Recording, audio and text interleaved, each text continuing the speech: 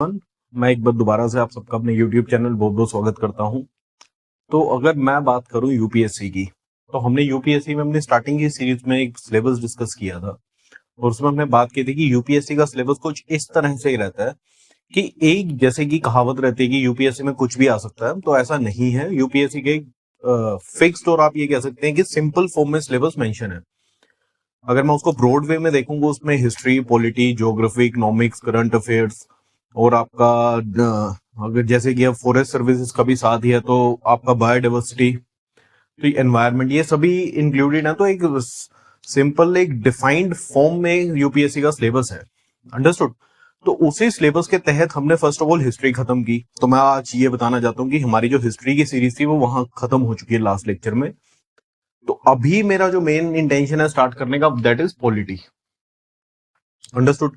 History में हमने Indian history cover किया है। अगर मैं बात करूं हिस्ट्री की, तो हिस्ट्री आपकी जो यूपीएससी में आती है वो हिस्ट्री आती है बेसिकली 3 टाइप की। फर्स्ट ऑफ ऑल आती है इंडियन हिस्ट्री, अंडरस्टूड। देन आती है वर्ल्ड हिस्ट्री, और इसी में आप एक कह सकते हैं आर्ट एंड कल्चर, अंडरस्टूड। तो हिस्ट्री को आप बेसिकली 3 कैटेगरी में यूपीएससी पॉइंट ऑफ व्यू से क्लासिफाई कर सकते हैं। तो हमने जो कवर किया है, हमने जो खत्म किया है वो खत्म किया है इंडियन हिस्ट्री। इंडियन हिस्ट्री हम खत्म कर चुके हैं। वर्ल्ड हिस्ट्री में अभी स्टार्ट इस वजह से नहीं कर रहा क्योंकि जैसे हम सभी को पता है कि यूपीएससी जो प्री 2022 का एग्जाम है वो आने वाला ही है, हफ्ता 10 दिन रह गया, और उसके हिसाब से इन वर्ल्ड हिस्ट्री में से बहुत ही लेस क्वेश्चन प्री में आते हैं। अब मैं ये कहूंगा कि एज कम्पेयर टू पॉलिटी काफी कम आता है। और सिमिलरली आर्ट एंड कल्चर, तो आर्ट एंड कल्चर को वैसे तो ये हिस्टोरिकल पॉइंट ऑफ व्यू से ही रहता है, बट हम इसको एक अलग चैप्टर के या एक सब्जेक्ट के फॉर्म में डिस्कस करेंगे, तो इसकी आप टेंशन मत लीजिए। तो मेरा वर्ड हिस्ट्री को छोड़ने का सिर्फ यही है कि अगर मैं अभी पॉलिटी स्टार्ट करता हूं तो जो भी इस वीडियो को देख रहे हैं तो उन्हें पॉलिटी का लेक्चर देखने में ज्यादा बेनिफिट होगा। अगर मैं वर्ड हिस्ट्री शुरू करूं तो उससे ज्यादा पॉलिटी में बेनिफिट रहेगा, अंडरस्टूड। और दूसरा, हिस्ट्री एक बोरिंग सब्जेक्ट है जैसा आप सबको पता है। तो हिस्ट्री अगर मैं इंडियन के साथ वर्ड स्टार्ट कर दूंगा तो वैसे ही आप ये कह सकते हैं कि लेक्चर बोरिंग ही होता रहेगा और वीडियो में इतना मजा नहीं आएगा। तो हम पॉलिटी इस वजह से स्टार्ट कर रहे हैं, अंडरस्टूड। तो मेन इंटेंशन जो हमारा हिस्ट्री के बाद पॉलिटी का है वो यही है कि इस साल का यूपीएससी प्री जो आपको 2022 है उसमें आपको सपोर्ट मिल सके। ओके।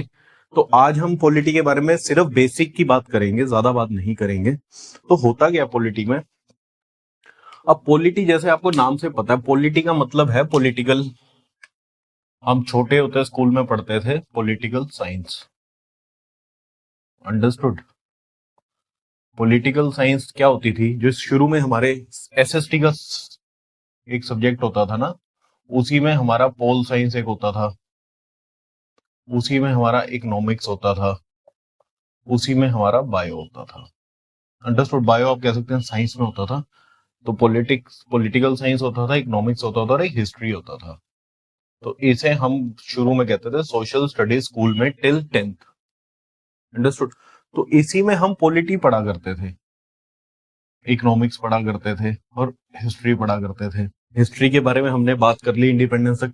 इकोनॉमिक्स में मैक्रो और माइक्रो इकोनॉमिक्स होती है, वो हम पॉलिटी के बाद स्टार्ट करेंगे। पोल साइंस की बात है तो पॉलिटिकल साइंस जो होता है वो हम अब स्टार्ट करेंगे। और पॉलिटिकल साइंस का मतलब क्या है, अगर मैं आपसे सिंपल बात करूं पॉलिटिकल साइंस का मतलब, तो आपको सबको पता होगा रूल्स। रूल्स आप सबने सुने होंगे क्या होते हैं, है ना। रूल्स का मतलब क्या है कि किसी चीज को फॉलो करने का नहीं कह सकते, किसी चीज को चलाने का एक सिस्टम, तो आप इसको कह सकते हैं सिस्टम, अंडरस्टूड। कि सिस्टम से अगर बाईपास होता है तो आपको क्या होगा, आउटकम क्या होगा अगर रॉन्ग चलते हैं हम। और दूसरा रिस्पॉन्सिबिलिटीज, अंडरस्टूड। तो पॉलिटी सिंपल इसी, अगर मैं अपनी लैंग्वेज में बात करूं तो यही है कि आपको पॉलिटी एक रूल और सिस्टम बताती है कि आपके ये रूल्स और ये सिस्टम है, उसकी रिस्पॉन्सिबिलिटी उसको फॉलो करने की है, उसको आप ये कह सकते हैं इम्प्लीमेंट करने की एक आदमी की होगी। और इन केस आप इस रिस्पॉन्सिबिलिटी को, एक डिफाइंड एसओपी को, उससे बाईपास होते हैं तो उसके आउटकम क्या होंगे, अंडरस्टूड, ये पॉलिटी है। इसकी मैं बात करूं, ट्रैफिक पुलिस,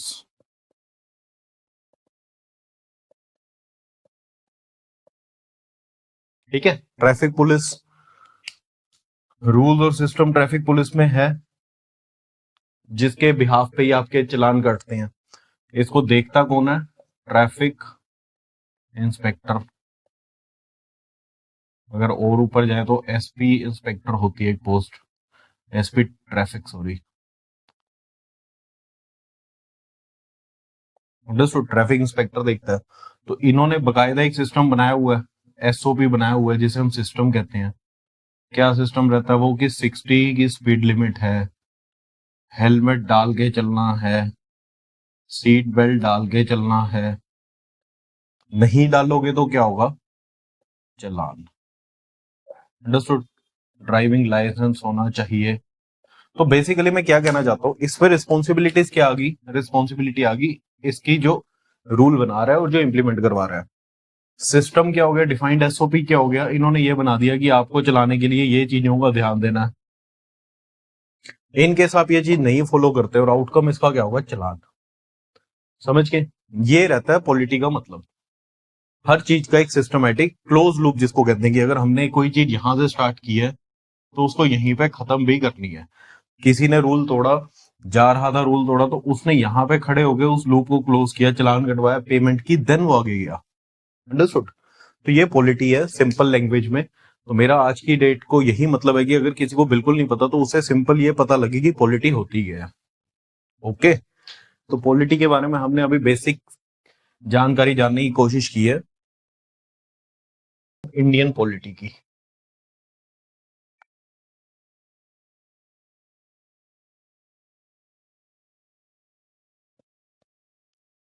इंडियन पॉलिटी क्या है? अब इंडियन पॉलिटी में आप सबको पता है कि हमें इंडिपेंडेंस मिली है 1947 में। अंडरस्टूड, 1947 में इंडिपेंडेंस मिली है पाकिस्तान से।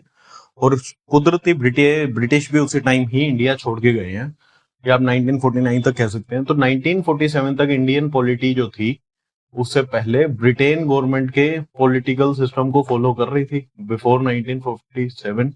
और आफ्टर 1950 इंडिया का एक कॉन्स्टिट्यूशन बन गया, तो उसके तहत पॉलिटिकल सिस्टम इंडिया का ये चला। इससे पहले यहाँ पे ये चल रहा था, जो हमने ब्रिटिश में सुना था कि सब्सिडरी अलायंस था आपका, डॉक्ट्राइन ऑफ लैप्स है, वो सब पॉलिटिकल एडमिनिस्ट्रेटिव थे सिस्टम। ओके, जितने भी हम सुनते थे, इंडियन चार्टर एक्ट आया, जो भी आया, वो सभी पॉलिटिकल लाइन के थे। अंडरस्टूड? तो सिंपल इंडियन पॉलिटी 1947 से पहले ब्रिटेन गवर्नमेंट के द्वारा रन की जा रही थी।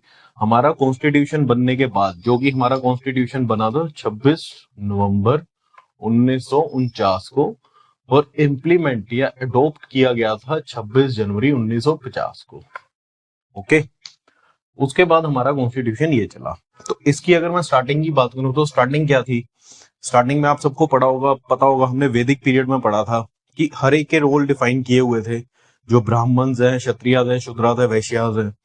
उसके बाद आपके बुद्धाज आए, उन्होंने कुछ और रोल डिफाइन किए। तो सभी वो पॉलिटिकल स्ट्रक्चर थे। पर अगर मैं लीगली की बात करूं तो हमारा सबसे फर्स्ट रेगुलेटिंग एक्ट आया था 1773 का। अंडरस्टूड? उसके बाद हमारे एक्ट आए थे चार्टर एक्ट 1793 से 1892 तक। सॉरी, 1858 में आपका रिवोल्ट हुआ था, 1833 तक। ओके, उसके बाद आपका रिवोल्ट हुआ था तो इंडियन काउंसिल एक्ट बन गया था आफ्टर 1857 रिवोल्ट। तो उसके बाद आपके आए थे ये 1858 से 1935 तक, नहीं कह सकते आप, 1919 तक कह सकते हैं। उसके बाद आपका एक्ट आया था गवर्नमेंट ऑफ इंडिया एक्ट 1935। और इसके बाद आपका एक्ट आया था इंडियन इंडिपेंडेंस एक्ट 1947। ओके, तो ये पॉलिटिकल सिस्टम था बिफोर इंडिपेंडेंस का। रेगुलेटिंग एक्ट से स्टार्ट हुआ था चार्टर एक्ट, जो कि आपका ईस्ट इंडिया कंपनी लाया करती थी। After 1857 revolt, charter act becomes Indian council act 1858 से 1919 तक। उसके बाद गवर्नमेंट ऑफ इंडिया एक्ट आया था 1935। और उसके लास्ट जो एक्ट आया था इंडियन इंडिपेंडेंस एक्ट 1947। तो ये हमारा पॉलिटिकल स्ट्रक्चर था बिफोर इंडिपेंडेंस का। ओके, बट हमने आज के डेट में जो भी मैक्सिमम जो सिस्टम, आप ये कह सकते हैं कि 80% जो हमारा आज का सिस्टम है वो 1935 एक्ट के जो गवर्नमेंट ऑफ इंडिया 1935 था इसके सिमिलर है। ओके, तो ये चीजें थी हमारी बिफोर इंडिपेंडेंस की। आज सिर्फ बेसिक लेक्चर है, ये सब हम डिटेल में बात करेंगे, जिसमें आपको एक ओवरव्यू दे रहा हूँ, ठीक है। तो डरने की जरूरत नहीं है। टिल 1947 हमारा ये था। आफ्टर इंडिपेंडेंस क्या होता है? आफ्टर इंडिपेंडेंस की अगर मैं बात करूं तो आफ्टर इंडिपेंडेंस में या जो आज का सिस्टम है, या आप ये कह सकते हैं कि जब इंडियन कॉन्स्टिट्यूशन बना,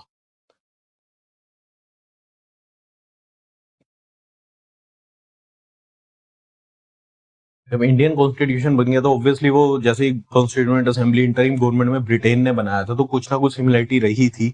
बट आज की डेट में अगर मैं इसमें बात करूं तो हमारे कॉन्स्टिट्यूशन में दो चीजें फेमस हैं। First of all pass. Pass का मतलब क्या है? P for part, A for article, S for subject, S for schedule. Understood? ये एक बहुत इंपॉर्टेंट टर्म है, हमारी पूरी पॉलिटी इसी के ऊपर टिकी हुई है। 12 शेड्यूल्स हैं उसमें, यूटी एंड लैंग्वेजेस का, जजेस का, सैलरीज का, वो सभी हमारे शेड्यूल इसमें मेंशन है। ये आर्टिकल आपका जो है ये आपको, आप ये कह सकते हैं कि प्रोवाइड करता है कि आपके पास क्या क्या गवर्नमेंट ऑफ इंडिया ने अथॉरिटीज दी हुई हैं being a citizen of India.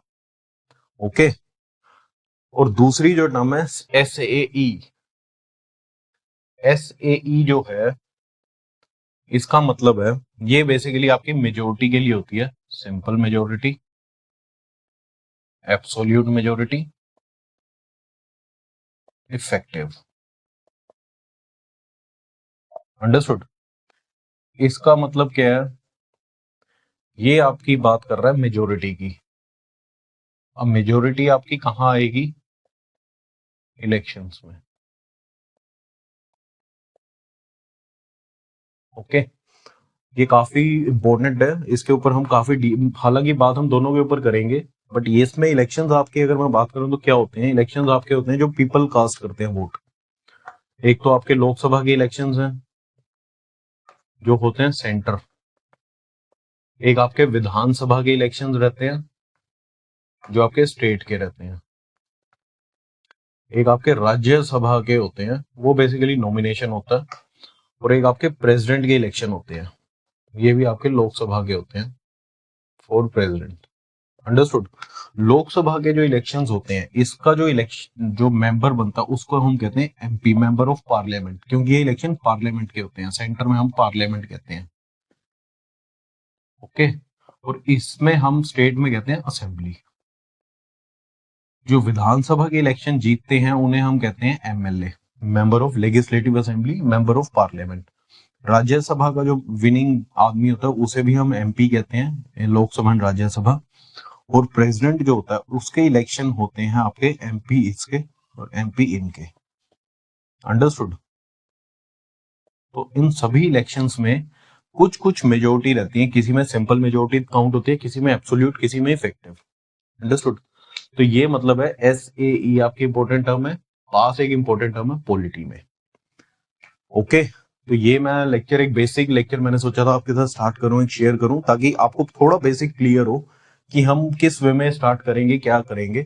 हमारा जो भी आपका रहता है फंडामेंटल राइट्स, आपने पॉलिटी में जो भी सुना हुआ अब तक, फंडामेंटल राइट्स हो गए, directive principle, state policy, union and centre, power of prime minister, power of president, municipalities, Panchayati Raj, village block development, और आप जो आपकी बड़ी फेमस टर्म है जो 19 से इमरजेंसी लगना, इमरजेंसी कितने टाइप की, वो सभी इसके अंदर फॉल करती हैं पास में। अंडरस्टूड? मेजोरिटी आपको वैसे पता होनी चाहिए कि कौन सी मेजोरिटी, सिंपल मेजोरिटी कहाँ होती है, एब्सोल्यूट मेजोरिटी कहाँ होती है, इफेक्टिव मेजोरिटी कहाँ होती है, और किन कंडीशनों में होती है। अंडरस्टूड? तो इसके साथ मैं ये लेक्चर खत्म करता हूँ और जल्दी से हम स्टार्ट करेंगे इसका बेसिक लेक्चर, अपनी सीरीज का लेक्चर 1 डिटेल में। ओके, तो उम्मीद करता हूँ आपको थोड़ी क्लैरिटी हुई होगी कि हम पॉलिटी में क्या बात करेंगे और पॉलिटी हमारी किस चीज को मिला के या किस तरह से चलती है। ओके, तो इन दी एंड यही बात करते हैं कि आपको लेक्चर समझ आया होगा, मैं उम्मीद करता हूँ। और प्लीज वीडियो को लाइक एंड शेयर जरूर कीजिए और चैनल को सब्सक्राइब करना मत भूलिए। थैंक यू एंड जय हिंद।